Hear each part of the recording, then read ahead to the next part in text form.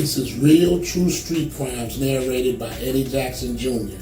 And this is part 2 and for all the people who do not like me. And the question was asked, do I believe in God? Let's get right back into it. Don't forget to subscribe. Don't forget to share.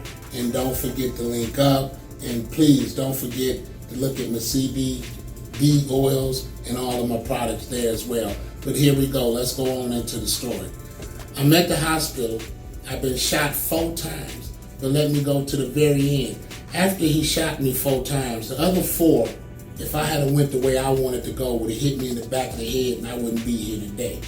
And as I said to you, the hand of God pushed me this way and the bullets went directly past my head, just like that.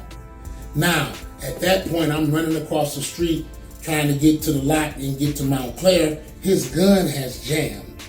He's standing in the middle of the street trying to unjam it. He finally unjams it, yells it, and fire off the last 4 or 5 shots. By that time, I'm on the next block, rolling, going towards Mac, running like a motherfucker. Okay, as I told you, when I get to Mac, I'm standing up there shot in front of the car wash 4 times, bleeding like a motherfucking pig. Big Rose whips up off Lee May, where he was staying at the time. Him and Carl Larry. Big Rose, let me tell you this, is driving a brand new DTS Cadillac, champagne color, and I mean brand new. This man whipped that motherfucker around there to get in. Now this brother wasn't concerned that I'm bleeding on his new Cadillac seats. You know, so as I say to you before, Big Rose is always a motherfucking hero in my eyes to this very day. And let's push on. Now he done picked me up in the Cadillac brand new. I'm bleeding on this man's seat and he's rolling up 94 to get me to the hospital at Ross.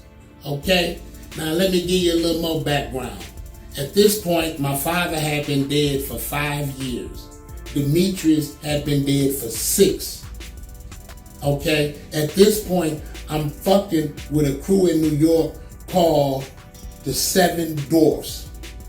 They got some motherfucking heroin so motherfucking good, it will drop a motherfucker if I ain't cutting it right. It'll OD a motherfucker, it's so good. It's 10 motherfucking Puerto Ricans, only 2 of them speak motherfucking English. And all they dope, if it's the 7 Dwarfs dope, it's gonna be a finger and it's gonna have a 7 Dwarf stamped on that motherfucker. And I ain't never got a bad package from them. I don't give a fuck if it was white, it was a knockout. If it was that Lebanese brown, it was a knockout. So this is who I'm fucking with right now, and I'm spending $50,000 a week getting a half a key. I'm getting 500 grams once a week from them. These Puerto Ricans are from Queens, and we dealing at the White Plains Hotel. When I come in, I call them, go to the hotel, get a room, they come there, we do business, and I get the fuck on. So at this point, this is the connect I'm fucking with, and I'm getting serious money. So now, I'm at the hospital, I'm shot like a motherfucker. I got to walk every 4 hours so my shit don't clot and I die. I'm walking, coming down the hospital after walking, and you won't believe who the fuck was the first person to come see me. It was Rodney Rice. Goddamn. Rodney Rice came to see me. He said, Eddie, who in the fuck did this? I said, Rodney, if I knew, you'd know. He said, bruh, I'm going to find out who did this for you.